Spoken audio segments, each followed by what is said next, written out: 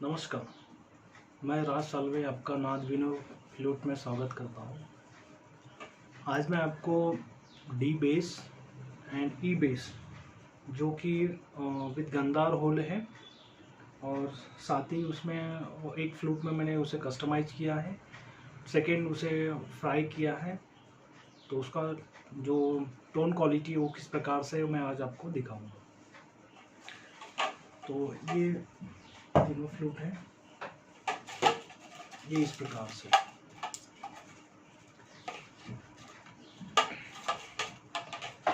ये दो फ्लूट जो डी बेस है, जो कि आप देख सकते हैं, ये डी बेस है।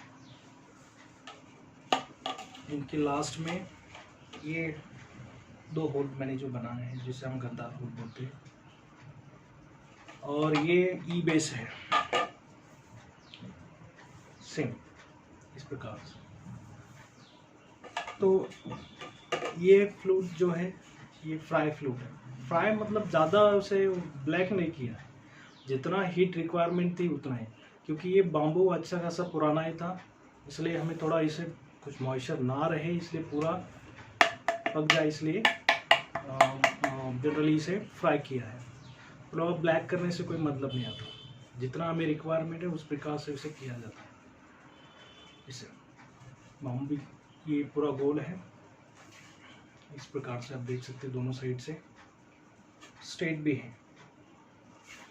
अब इस होल में आप ये फ्लूट में आप देख सकते हैं, ये होल थोड़ा इधर इस साइड में किया है और ये साइड में, जिससे कि आपको फिंगरिंग में इजीनेस आ जाता है इस प्रकार से।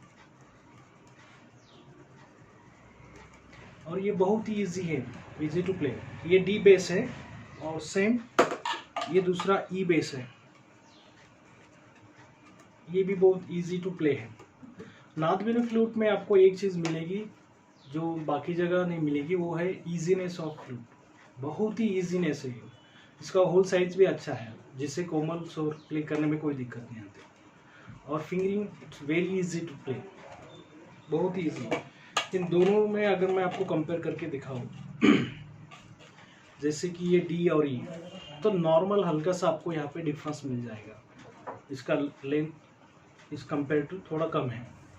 सो आप इजी अगर आप ई बेस प्ले कर पाते हो तो you can also easy play to that the base also. Slightly इसे इसलिए कस्टमाइज़ किया है एज पर द रिक्वायरमेंट। ये मैं हमारे दोस्त को दे रहा हूँ, उनके लिए मैंने बनवाई है। So it's very easy to play. मैं इसका आपको साउंड भी सुनाऊंगा, ठीक है, और ये लास्ट के दो होल की वजह से क्या डिफरेंस आ रहा है वो भी मैं आपको यहाँ पे बताऊंगा। मतलब ये जो पर का ट्रांजेक्शन है वो अच्छा स्मूथली होता है। इससे जनरली होता क्या है, जो वॉल्यूम कंट्रोल का एक टेक्निक है, थोड़ा सा पंचम में यहाँ पे मिलता है आपको। तो जब पर जाता है तो वो प्रॉपरली स्लाइटली ऐसा स्मूथ ट्रांजेक्शन जैसे हम बोलते हैं, वो उस प्रकार से होता है।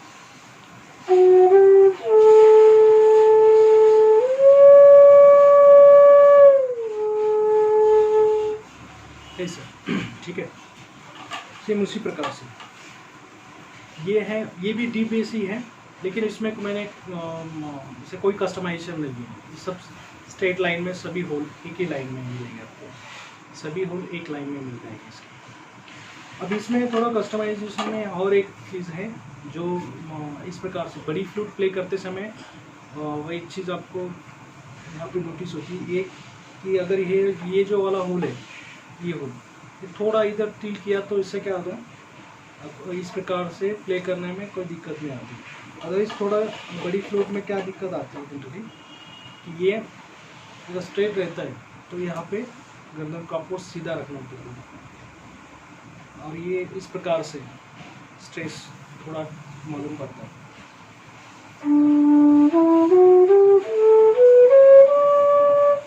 फिर भी इसका जो फिंगरिंग इजीनेस है वो ठीक है, कोई दिक्कत नहीं आएगा इस डी बेस को भी। इसकी फिंगरिंग थोड़ी बड़ी हो तो यू कैन इजीली प्ले इतना, और नहीं होता है तो हल्का सही से इस प्रकार से कस्ट है। जब इसमें जब प्ले करेंगे तो यहाँ पे कोई आपको स्ट्रेस नहीं आएगा, इजीली आप उसे प्ले कर पाएंगे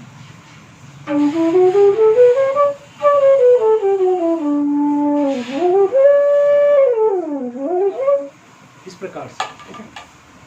और रही बात ई बेस की, ये तो इससे भी इजी है, इसका भी लास्ट मैंने 2 होल बना दिए हैं इस प्रकार से।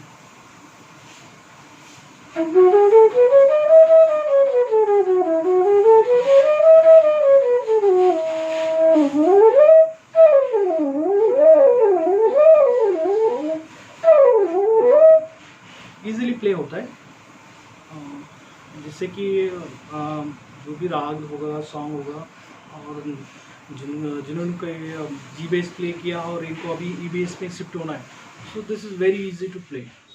कोई भी बिगिनर्स जैसे भी उसने जी बेस प्ले किया हो, so they can use that flute, so it is very easy. इसका लेंथ थोड़ा बढ़ गया है because of that last hole, जिससे ये वो मर टू पर ट्रांजेक्शन थोड़ा स्मूथ होता है, इसलिए ही बना है। ठीक है, उससे फ्राई का एक स्पेशल इफेक्ट ये भी है कि इसका टोन क्वालिटी अच्छा है, तार सप्तक में जो सुर है वो अच्छे बोलते हैं।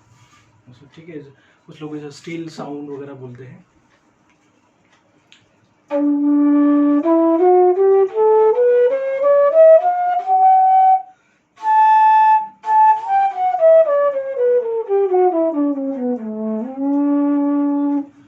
मैं आपको ये तीनों का भी साउंड तभी तानपुरा के साथ सुनाता हूँ, जिससे आपको इसका ट्यूनिंग भी अच्छे से समझ में आ जाएगा। मैं यहाँ पे डी स्केल का तानपुरा ट्यून किया हूँ। ये वाला डी बेस, इसका मैं अभी आपको आवाज़ सुना देता हूँ।